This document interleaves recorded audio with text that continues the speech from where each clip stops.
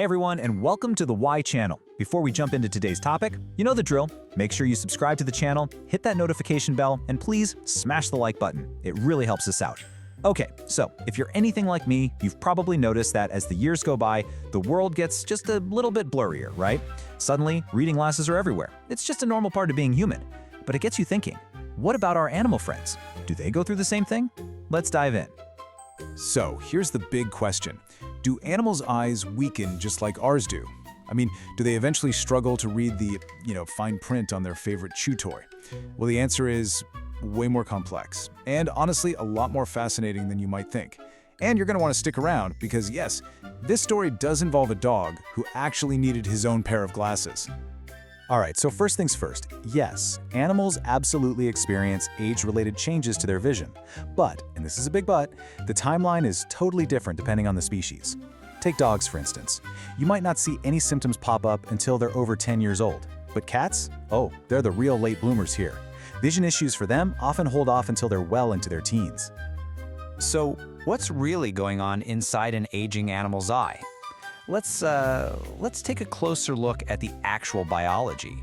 Because once you understand the process, it's way easier to tell the difference between something that's totally normal and something you might need to worry about. So many pet owners see this cloudy, bluish haze in their older dog's eyes, and their heart just drops. They immediately think the worst, like blindness. But here's the thing. More often than not, it's this condition called nuclear sclerosis. And it's a completely normal, totally expected part of aging. Basically, as new lens fibers grow from the outside, think of it like layers of an onion. They push on and compress the older fibers in the center. This makes the lens harder. It's pretty much the animal version of what happens to us, presbyopia, the very reason we all end up needing reading glasses. And it mostly just affects their ability to focus on stuff that's right up close. And this brings us to what is maybe the most crucial point for any pet owner to get. That cloudy eye, it could be that totally harmless nuclear sclerosis we just talked about, or it could be a cataract. Now, to you and me, they can look really similar, but in terms of what they actually mean for your pet's health, they are worlds apart. Okay, let's really break this down. See on the left, that's nuclear sclerosis. You've got that hazy, kind of bluish look. That's just the lens getting harder with age, no big deal. But then look at the right. That's a cataract. See how it's this dense, opaque, white blockage? That's caused by proteins in the lens clumping all together. And that is the one that can cause blindness because it literally stops light from getting through to the back of the eye. So if we peek at the science behind this, you can see there are different triggers for these conditions. Just look at that first row there, oxidative stress. That's what leads to those proteins clumping up and causing cataracts. But then check out the second row, lipid accumulation. That's what causes the lens to get stiff, leading to that normal age-related sclerosis. It's actually a perfect example of how two totally different aging processes can happen in the same part of the body and lead to very, very different results. Alright, so if most dogs just get a little bit farsighted, what is the deal with all those pictures you see online of dogs in these super cool-looking goggles? The doggles. Are they just being little fashion icons, or are those actually for correcting their vision? Well, let's clear up this really common misconception right now. Here's the bottom line, plain and simple. The vast, vast majority of eyewear you see on dogs is for protection, not prescription. Think of them like safety glasses for a construction worker, not reading glasses for your grandpa.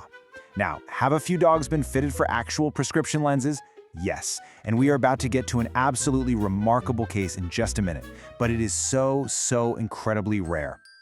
And don't get me wrong, these goggles have a ton of totally valid, very important medical uses. They are definitely not just for show. I mean, look at this list. They can protect against UV radiation, which is a huge deal for dogs with conditions like PANIS. They act as a physical barrier against wind and dust for, say, military or rescue dogs. They can even help reduce painful glare for dogs who already have glaucoma or cataracts, just making their world a little more comfortable. But what happens when protection just isn't enough? I want to introduce you to a very, very special case. A story that shows how, in some incredibly rare circumstances, glasses aren't just helpful, they are life-changing. Everyone, meet Banjo. So Banjo's situation, it was pretty severe. He developed cataracts in both of his eyes and had to go into surgery. Unfortunately, there were complications. He ended up losing one eye completely.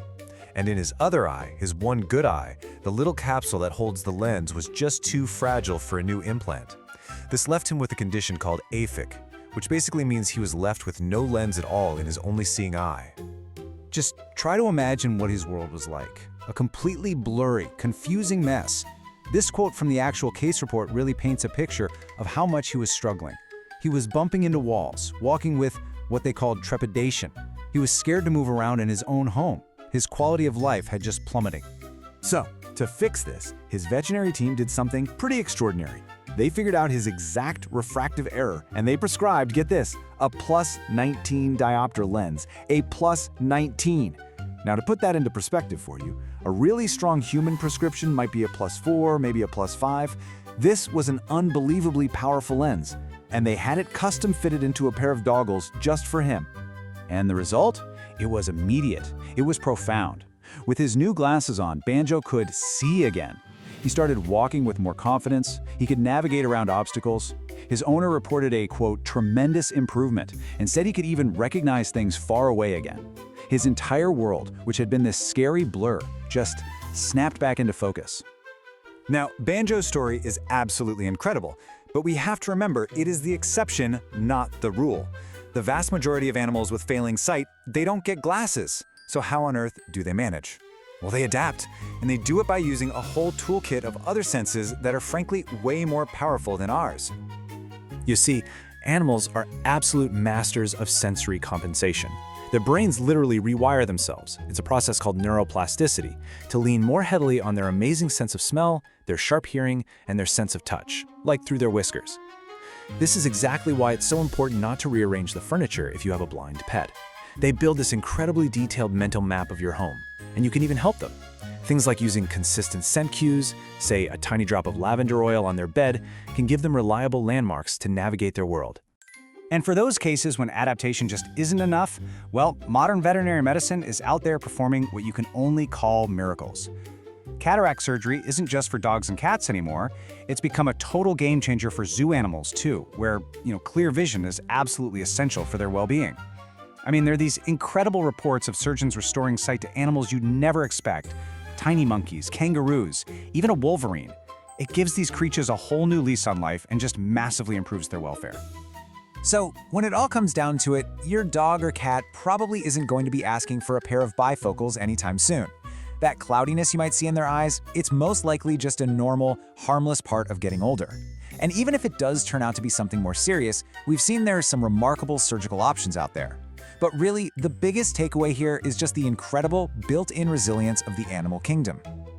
So while our pets might not be reading any eye charts, what their vision and their ability to live without it can teach us about resilience and care is pretty profound.